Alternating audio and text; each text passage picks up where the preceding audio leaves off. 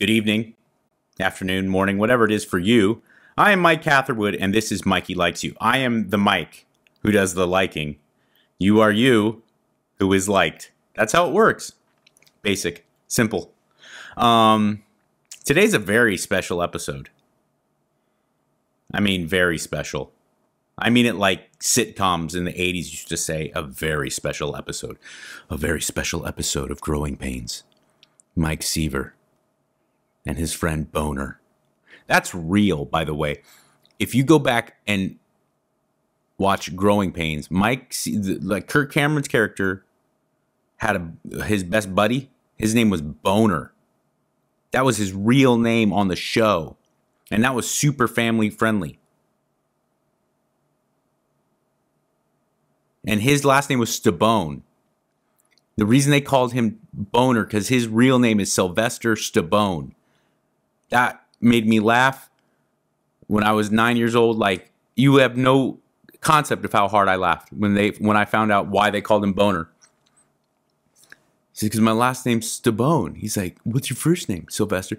Your name's Sylvester Stabone? Ah, but I digress.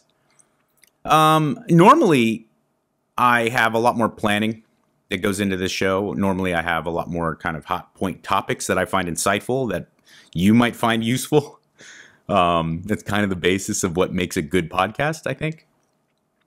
But today I want to talk about addiction, and not a kind of scientific exploration of it or a thorough, objective exploration of the disease of addiction. More of a stream of consciousness. I'm just opening up because I recently celebrated, as of recording this 2 days ago, I celebrated 20 years. 20 years of recovery, of sobriety. And it forced me to analyze a lot of things. I think I put up a blog post about it because I was having a lot of trouble. I wanted to do this on Sunday, which was the day that I celebrated. It's my sober birthday. But I couldn't. I mean, I don't want to say I couldn't, because obviously I could. But I had a really hard time. There was a lot of resistance. I've always prided myself on, or at least I've thought of myself as a guy who has a mouthpiece, has this podium where people listen. You know, I'm not Logan Paul or anything, or Joe Rogan, but I have a lot more people listening to me than the average person. And at times I had a tremendous amount of people listening to me when I was doing radio all day in a huge market, and some, you know, syndicated too. So I do that for a living. I talk to people, and a lot of people are listening at the time. And I've always thought of myself as someone who kind of, even when it was difficult, was very honest and open, and didn't find much resistance when it came to being very transparent about things. But I have also worked hard to not try to be this exhibitionist, where it's just all about like, hey, this is what I'm suffering from. This is what I'm dealing with. No, just in general, I've always thought of myself as someone who had no facade with my on-air personality in comparison to my real personality. So you know, whether it was going through a divorce or going through the struggles I've had in these past 20 years with addiction, body image issues, or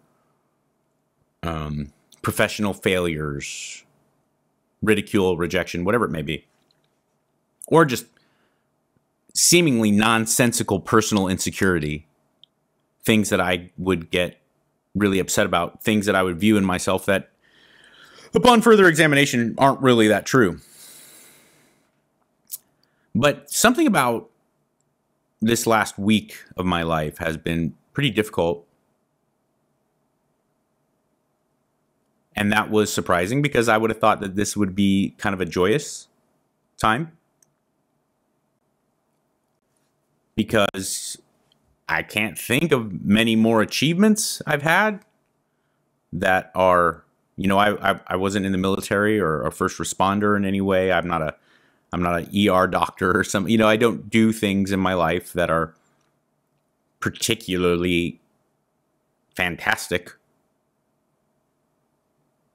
I'm sure, I hope my wife would say that I do, just being me, and I sure hope my daughter would say the same thing. But in general, and when it comes to what separates me from everyone else, it's not particularly amazing. I'm not a teacher, an educator, someone who educates the youth, or someone who, you know, there's people out there, RNs and doctors and military and cops and paramedics and firemen and people that are saving lives with their day-to-day, you know, behavior, and their experience is really valuable. I'm not that guy. So in the grand scheme of things, and by the way, I'm not trying to minimize myself as a person. It's reality. I remember Brian Callen and I having this conversation about, you know, being an entertainer, and how if shit hit the fan and there was like an apocalypse of something, like, we're fucking useless. You know? An electrician and a plumber and a construction worker and a military officer of any type are so useful in many ways, and a nurse, you know, or all these people will be, and it's like, oh, I make fart jokes, fuck. But there's a lot of value in that, and I certainly understand that, and I'm not trying to, again, minimize myself. What I am trying to say is that, you know, when I look at what I've done in my life, 20 years of sobriety, for someone who is I'm a desperate alcoholic and drug addict. Desperate. Bad. Most of you will just have to take my word for it, but many of you who have known me prior to the last 20 years know that I'm not making that up. I'm not trying to look for tough street cred. I cannot drink and use drugs. It is poison to me. I will absolutely kill myself with inebriating substances and do it again.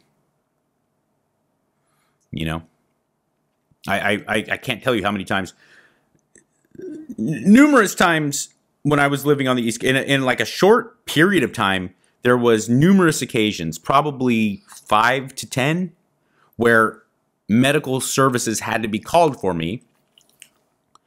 3 times I can remember I woke up, or at least remember coming to life in an ambulance because I had OD'd. And all of those times I said, that's it. I can't, I'm dying. I literally, they saved my fucking life. Next time it's not going to, and I was like, I'm done. And within an hour of being discharged, I was looking for drugs. And stopping to get a 6-pack because I didn't have drugs, so I had to stop and get a 6-pack or an 18-pack, whatever I could afford. So I'm a desperate drug addict, and I put together 20 years of sobriety, so that means something.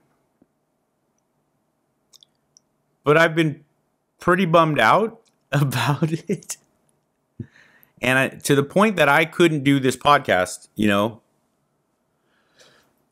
At least I didn't feel like I could. I felt very resistant, and I felt very resistant to go to a meeting and get my chip and celebrate or commemorate this achievement. And I had a hard time identifying why. So I gave up trying to identify why, and I just thought about, I said, I stopped putting pressure on myself, and I just let the thoughts happen. And so then I just transitioned into thinking about what addiction is and was for me.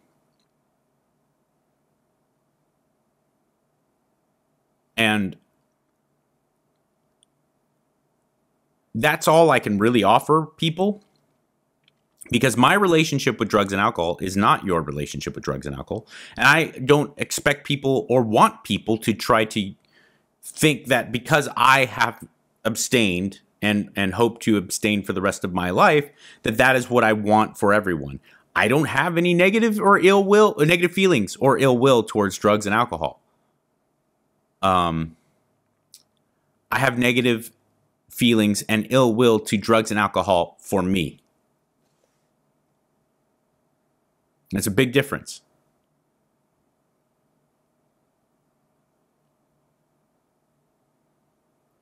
So I just have my experience. I don't have any research or scientific understanding.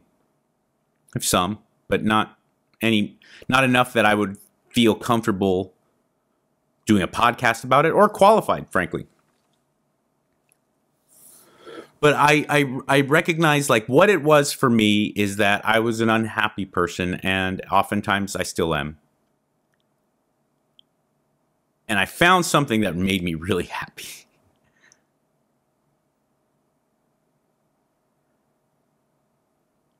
The problem is that the thing that I found that made me so happy just progressively narrowed what would continue to make me happy. And not just the drugs or the alcohol itself, but everything else in my life. As the drugs and alcohol just tightened what I initially looked at as my baby blanket, as my armor, was masquerading as something that was protecting me and helping me. And in reality, it was a vice that was getting tighter and tighter. And the drugs and the alcohol stopped making me happy. They stopped making me as happy as they could. And I had to use more and more to even get the same kind of feeling, until finally I couldn't get the same feeling. But not only that, everything else in my life, relationships, successes, all of it stopped making me happy. It all stopped bringing me joy.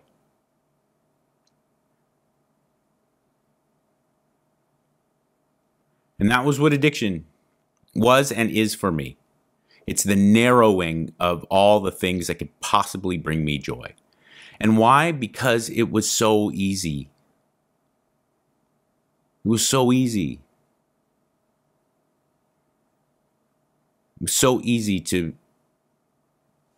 put something in my body. It wasn't always easy to get it. I'll tell you that.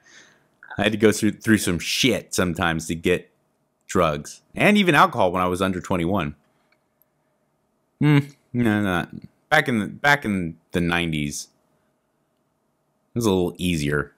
Even if you didn't have a fake ID. I did for a long time, but even before I did, I looked somewhat old. I was always kind of man-child.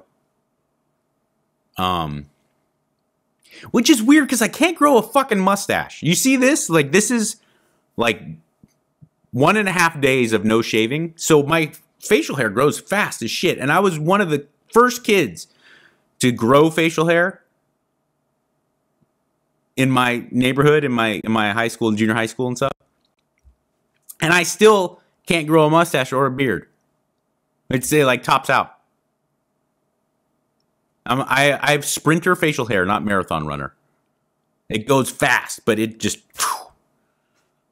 I have an ATP system facial hair. Either way, so it was hard to get drugs and alcohol sometimes, but it was never hard to do them.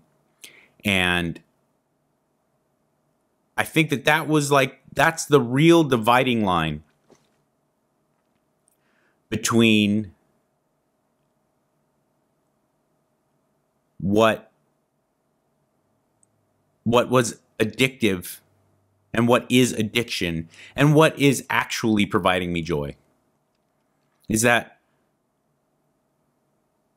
it could have been gambling, it could have been sex, but for me it was chemicals. It's easy, and it just gives me that charge, and I could do it, and it was readily available, and I had to put in very little effort. It was like this or this or this, and that's about it. And I don't think that happiness comes to a human that easily. It shouldn't. And so maybe it's a video game. Maybe it's your phone. Maybe it's sex. Maybe it's poker. Maybe it's food.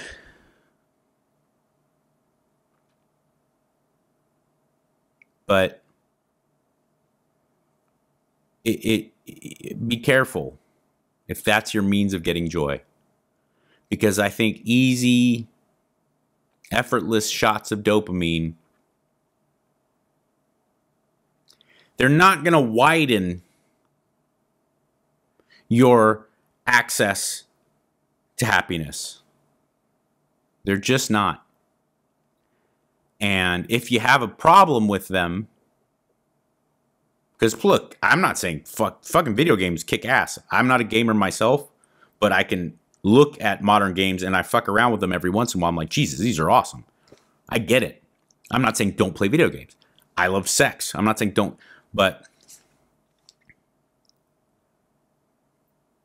when you're getting it without putting in any effort, when you're getting it without really connecting with it, there's a problem there.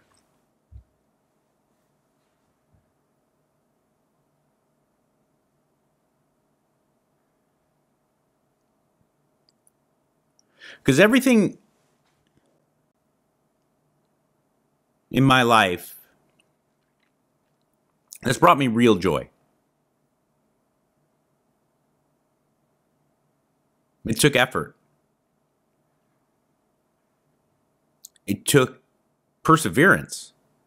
Because trying to get it, I fucked up. And I would just keep going. And then I'd get it, and it just would bring me sustainable, real happiness, visceral happiness. It wasn't artificial. It's like I got it analog, not digital. It was too easy.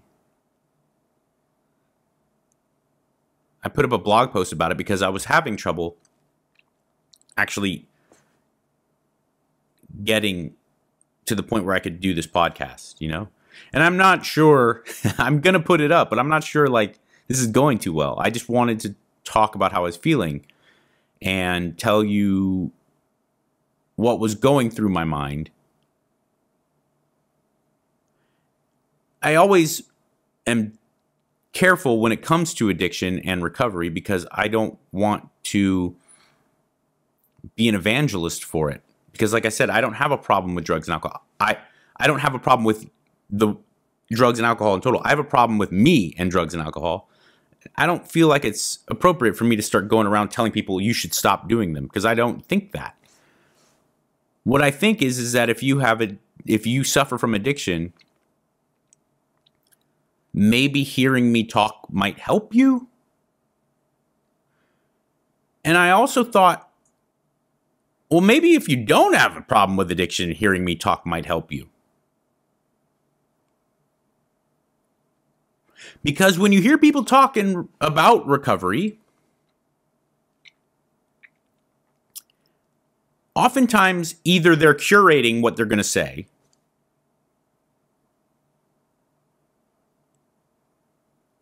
or they're just full of shit to begin with. And they're using their podcast, their vlog, their TV show, whatever, they're using it as a tool to promote themselves in their life. And so I didn't want to come on here and tell you some bullshit, that it's been amazing and that I feel so overwhelmingly happy because I frankly feel really grateful, but I also feel really fucking shameful and disappointed.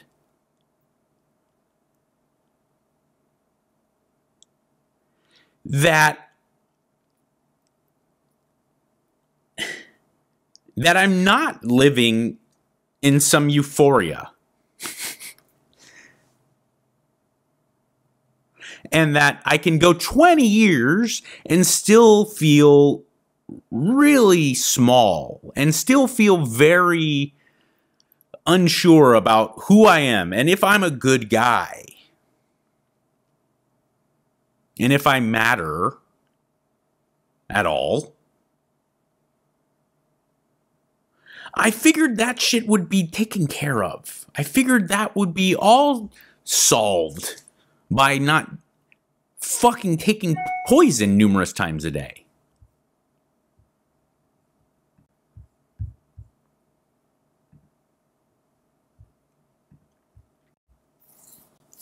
But it's not the case. And maybe I have an enhanced sense of shame and regret and all these things because it is this landmark time in my life. I don't really feel like this all the time, but it exists. And the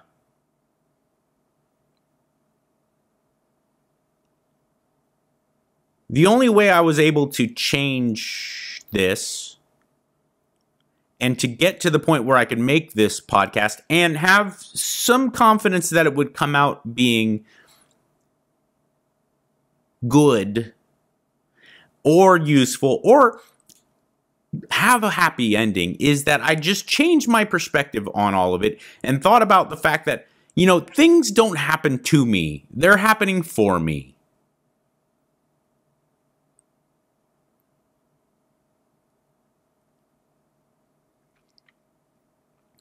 And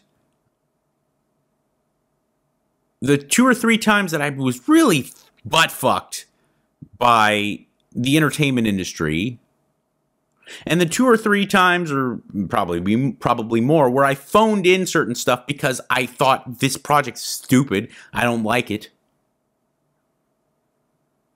so I'm not gonna go in and swing for the fences, because frankly, there's 2 things. One, I was being an arrogant prick, and I was accepting the paycheck even though I knew I wasn't going to fucking commit myself. But 2, every time I would try to swing for the fences and just be me and be what I think makes me special and unique, they'd be like, you can't do that on this show. This is a family-friendly... I was like, oh, shut the fuck up. And I'm not talking about even being vulgar. I'm just talking about like having an interesting point of view or maybe bringing up an interesting... And they'd be like, listen, can you just... In not so many words, can you just toe the company line? And I was like, okay, well, how much you pay me? Okay, I'll do this. I'll continue doing this as long as you let me. But all these things that I look back on and I go, well, that was a mistake. Or that person or that company fucked me over. I looked at it and I was sitting on my porch on this 20th anniversary going, it's all for the better. Because I'm here now. And I'm alive and I'm healthy. And my daughter's healthy and my wife is healthy. And I have a farm.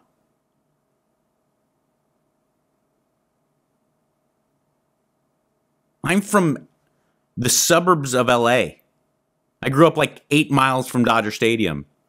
And I have a big farm, and I'm a farmer. I raise animals, and I cuddle my donkey, and I have livestock dogs that run free and protect the animals, and chickens and guinea fowl, and I have my interior dogs, which are normal dogs, and it's amazing. And my daughter and I pretend to be pirates, and she comes up with long stories that she wants to tell me about, you know, this specific pirate character that she's just always known. This is a legendary pirate that's lived in her consciousness for thousands of years, even though she's only 8 years old. And there's all these, and my wife tells me everything's going to be okay and comforts me.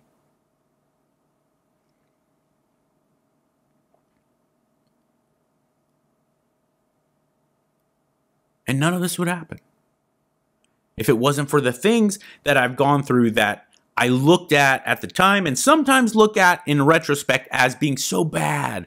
I can't believe this is happening to me. Well, the reality is it's not. It's happening for me. It's happening for me to be me at 43 years old, because it wouldn't be this good if it didn't happen this way. and it won't, and it'll be amazing at 53 and 63 and all that. Because I'm just going to work on taking into consideration that these things are happening for me. And I don't want to get into this, corny idea of like everything happens for a reason or God's plan or whatever. What I am saying is that you can change your fucking perspective on it. And yeah, I feel negative thoughts and feelings, and I have them going through me, and part of that is just me being me, and part of that is maybe justifiable. Maybe some shit was really hard.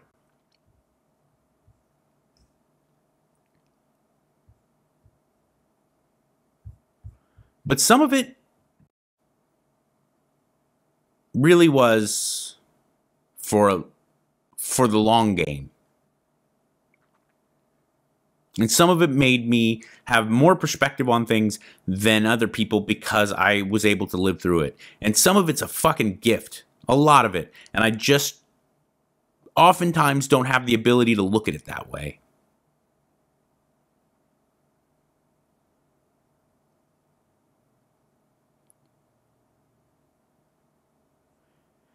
And if I didn't go through a pretty miserable stage of using drugs and drinking every day and really committing suicide on an installment plan,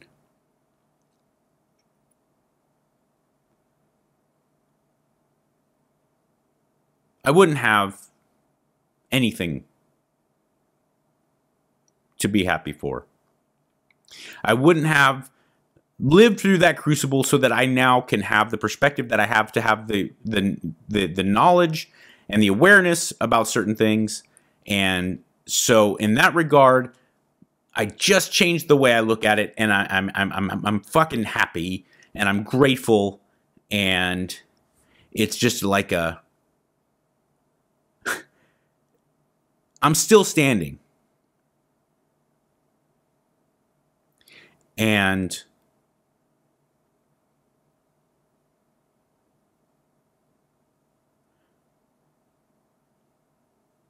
the last little bit of my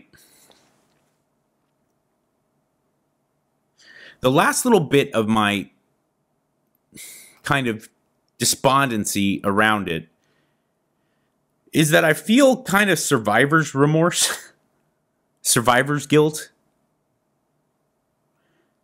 And it's not technically surviving because not everyone I know with alcohol and addiction and drug problems is dead, but they're still fucking suffering. And a lot of them wish they were dead.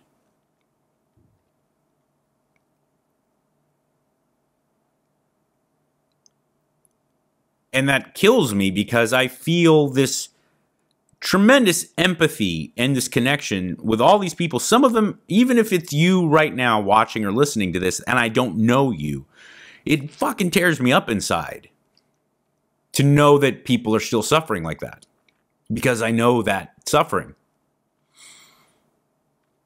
Fuck. Told myself I wasn't going to get all choked up.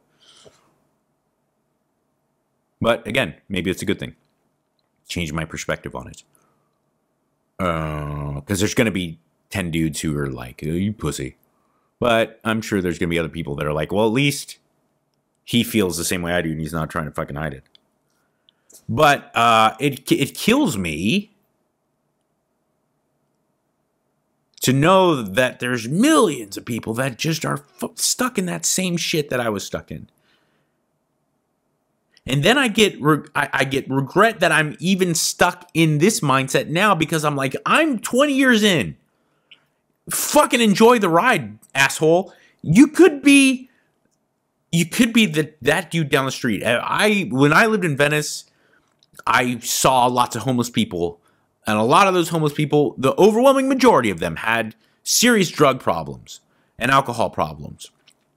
I'm sure there was mental health issues mixing, but the cocktail always, or not always, oftentimes included addiction, right?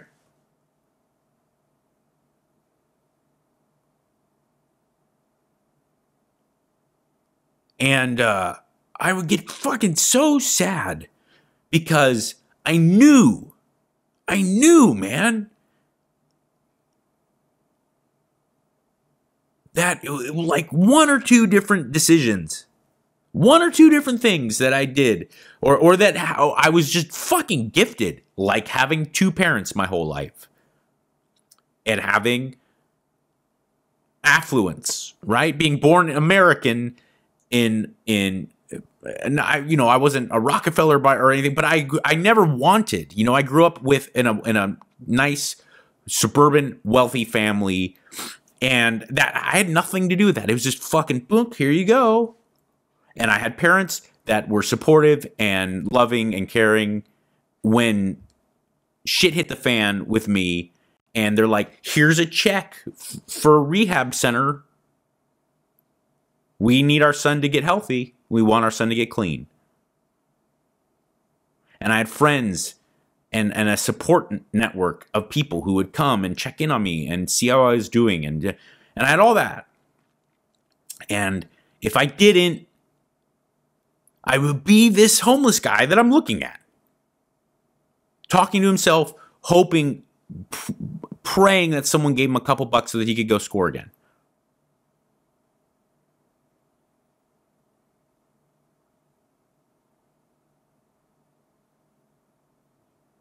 So it's like that like you hear in disasters where there's fatalities, you hear the survivor's guilt. That's how I feel like, and I just got to get away from it. But these are kind of the factors that go into me not feeling tip top on my 20th sober birthday.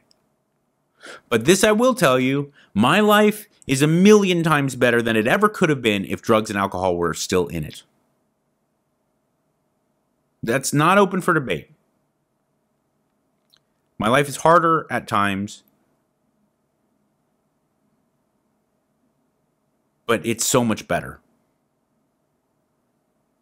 And what really concerns me is that when it comes to people who are still suffering in the disease,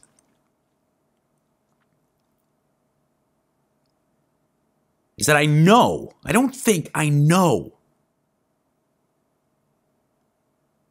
you think you're not worth it, and that you think you can't do it. You think you can't live life without your drug of choice. That's impossible. Because it's the only thing that brings you happiness. It's all you have. I know that because I fucking felt that way.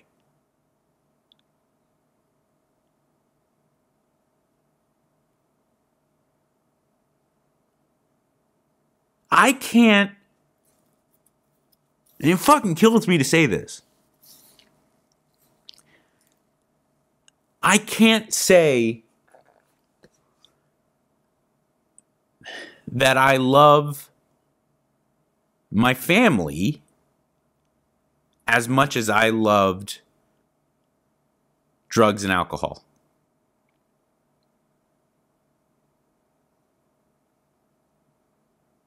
I loved it.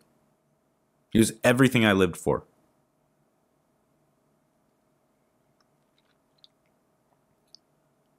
And I couldn't fucking imagine trying to live my life without it forever. I'll do a week if a judge makes me. I'll do 28 days if a judge forces, my parents forced me to go into a program. Live my life without this? It's the only thing I've ever loved. It's the only thing I had. It's my number one companion. I fucking love it.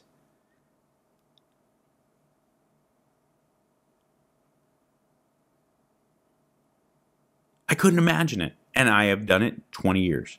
And you can too.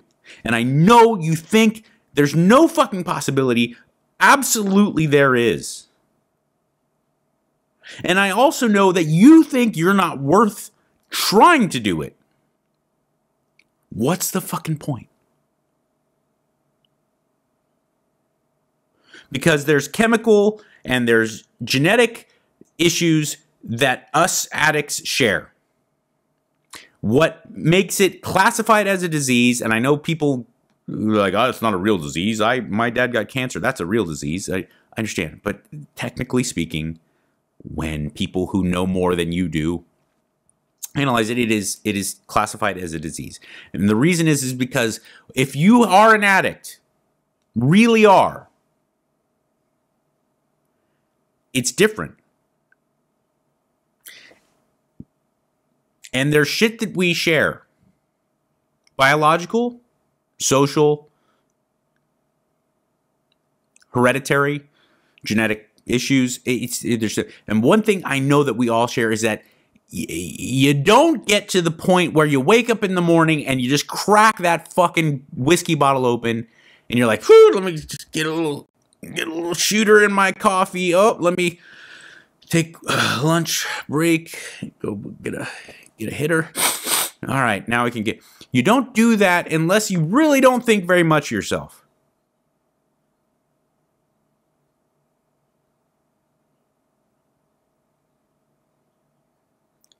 And you don't think you're worth even putting in the effort to try to clean up, because no matter what the outside consequences are, your family, your friends, your job, all of these things going away, you're going to jail, you got your ass beat in, and you're waking up in ambulances, or frankly, just society casts you off, all because of this drug. It's like, well, what the fuck? Fine. Let it all dissolve. I'm not going to go through the horror of trying to detach myself from this thing that has destroyed everything around me, because frankly, I'm not worth it. I'm just going to continue using this one thing that I have, my companion, and I'm going to ride it into the sunset, and I'm just going to take it to the grave. So be it. I know you feel that way, because fucking I felt that way.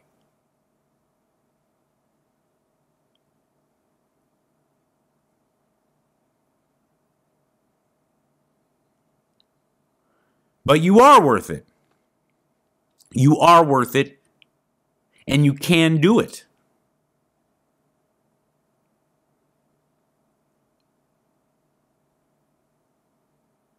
You can. I'm not special. I'm not fucking special by any stretch of the imagination.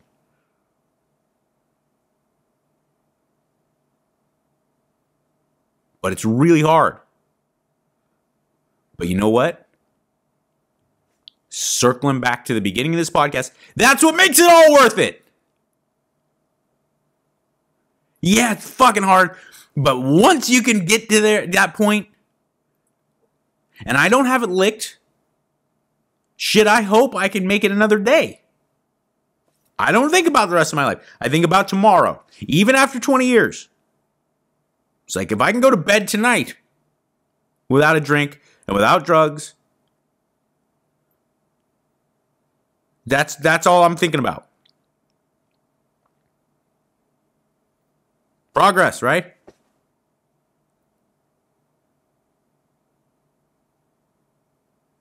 But you can do it.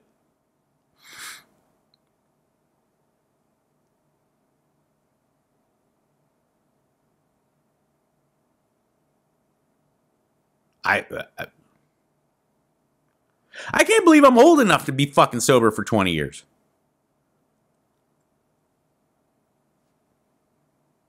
Still got my hair. And it's banging.